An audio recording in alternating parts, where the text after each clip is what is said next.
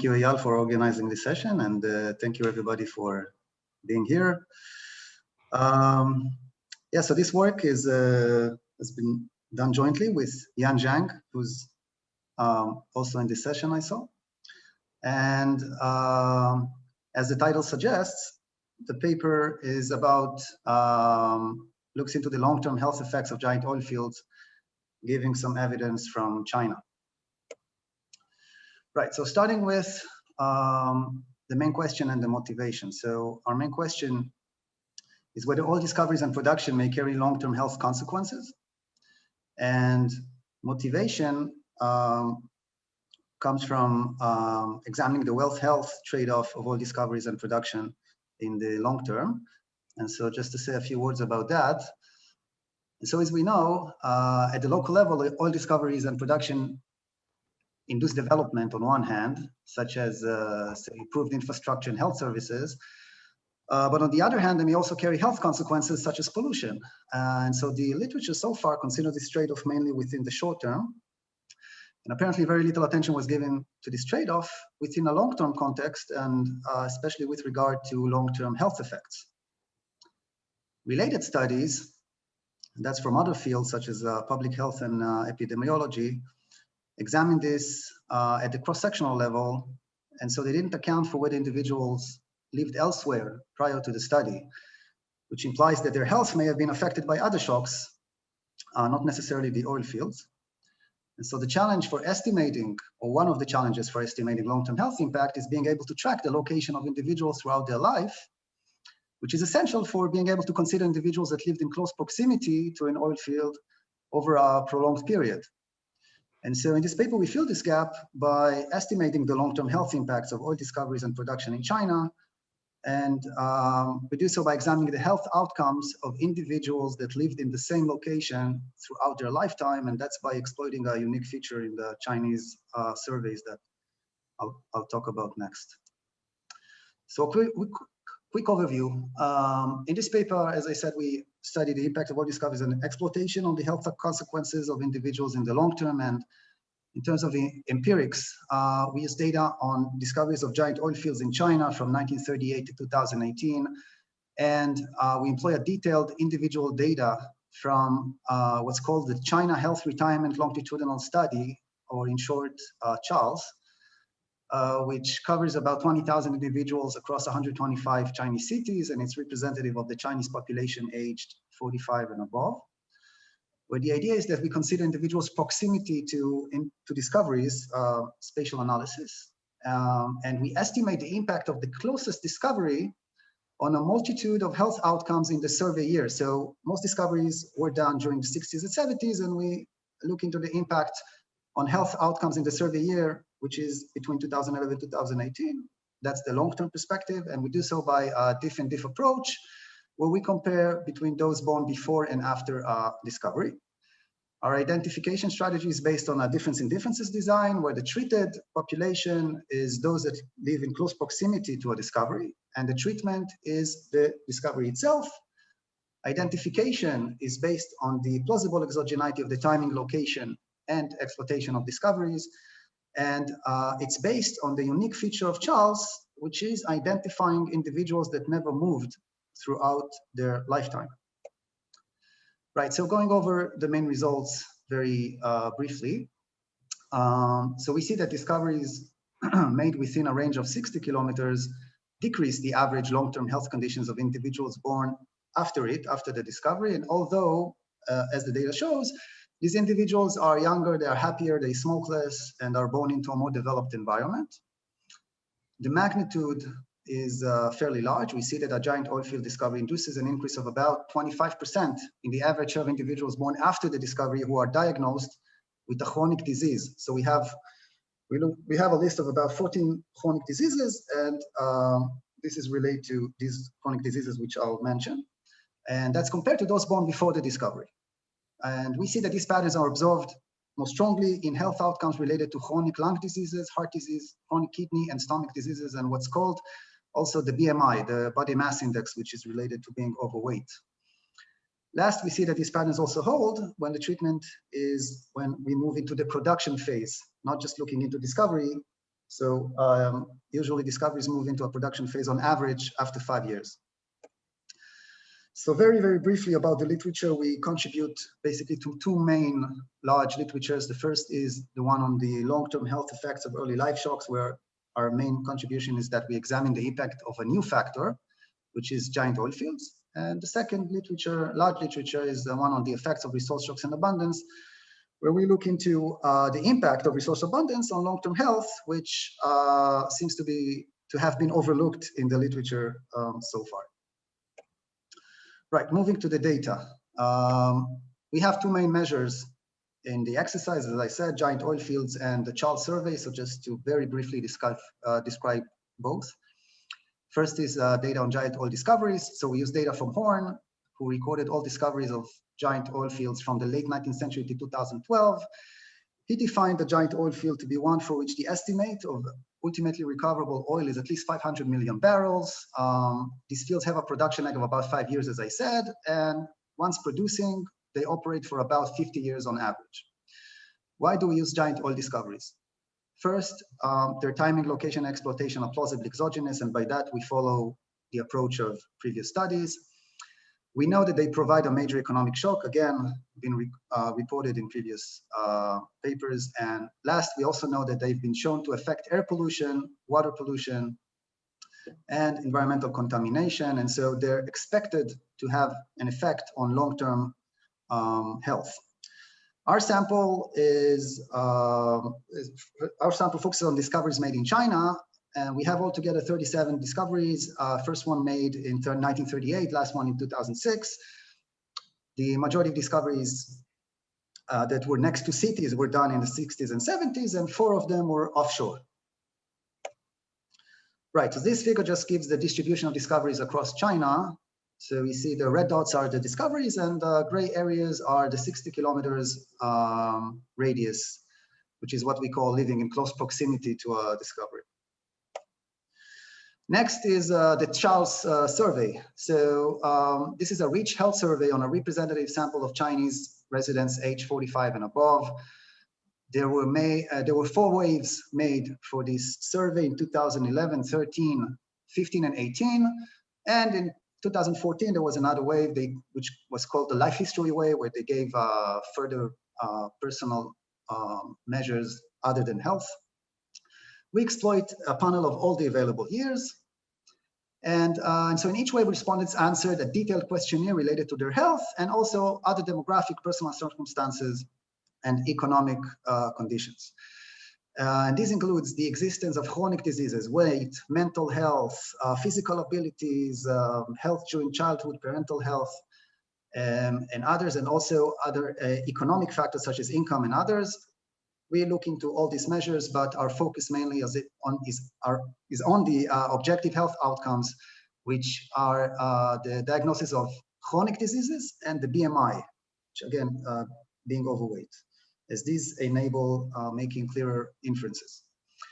In addition, the survey uniquely tracks the location responses throughout their lifetime, which is essential for our exercise, as I mentioned. So the survey lets us know whether individuals lived for more than 6 months in a different location throughout their life. Fortunately, about 80% of the sample haven't moved throughout their life, and that's because the survey looks into the more elderly population. So our sample includes about 20,000 never movers in 125 cities, and using this survey is appealing because one, it has a wide coverage of health outcomes.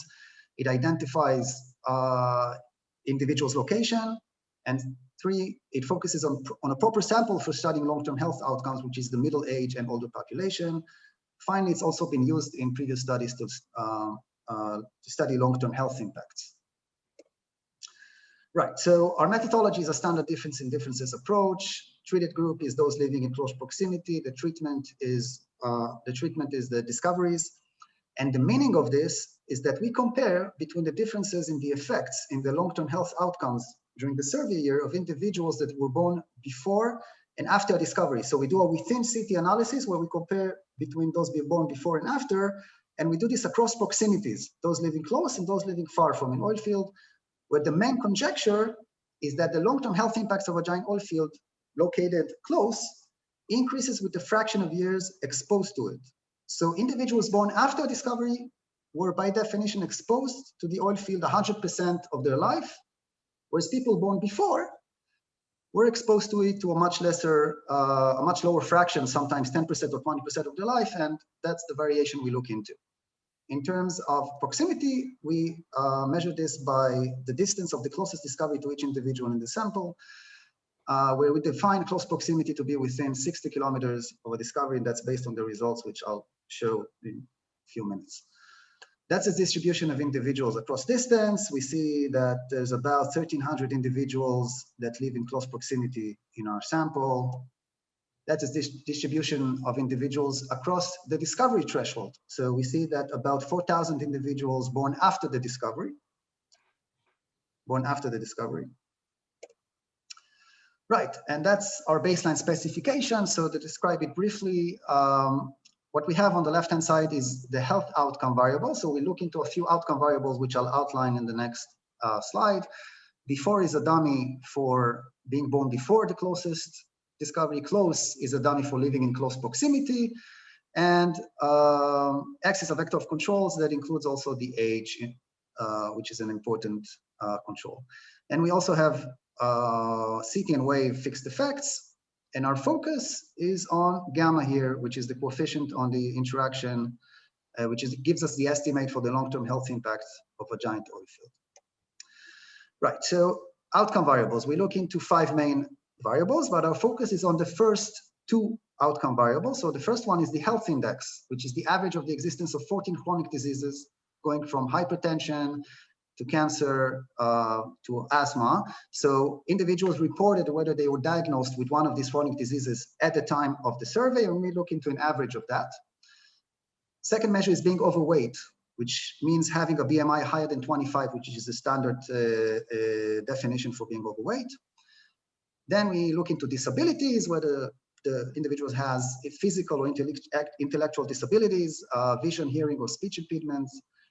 Mental health, whether it has depression, mental attackness, so on. And then finally, childhood health, which is a self-reported measure for whether health was good during childhood. One point relates to the earliest diagnosis. So people in the survey reported whether they were diagnosed with a chronic disease during the time of the survey, where the diagnosis was many times done in earlier years. So we just showed the distribution of the earliest diagnosis to show that this was done during adulthood, which means that our interpretation for long-term is applicable. And we also control for the earliest diagnosis directly. Identification, as I mentioned, is based on the exogenous nature of discoveries, on the focus on individuals that never moved, and the identifying variation is the discovery-triggered difference in the differences in the outcome variables across proximities. And as we know, that's dependent on having common pre-trends. So just to show the common pre-trends, what we see here on the left is the common pre-trends in the overweight measure, and the right is the pre-trends in the health index. And what we have here are the averages for each measure, the overweight and health, in age beams, pre and post discovery. So the discovery was made in time 0, and we have the age beams to the left, those that were born up to -5 or -15 and so on, and the same to the right, where the circles are the averages for those that were born close to a discovery, and the X's are those born far. And we just compare the averages, and I think the figures speak to themselves, but by showing that prior to a discovery, we see that the averages are pretty common in both cases and in both measures. Whereas at the time of discovery and afterwards, we see that there's a clear divergence there between the averages, and that's the variation that we exploit in the exercise. 5 minutes, on. 5 minutes, okay. Right, so the initial main results. So these figures tell the story. What we do here is that we estimate variation of the model I explained before, only instead of having the close dummy, we break it down into this distance vector, which is distance beams.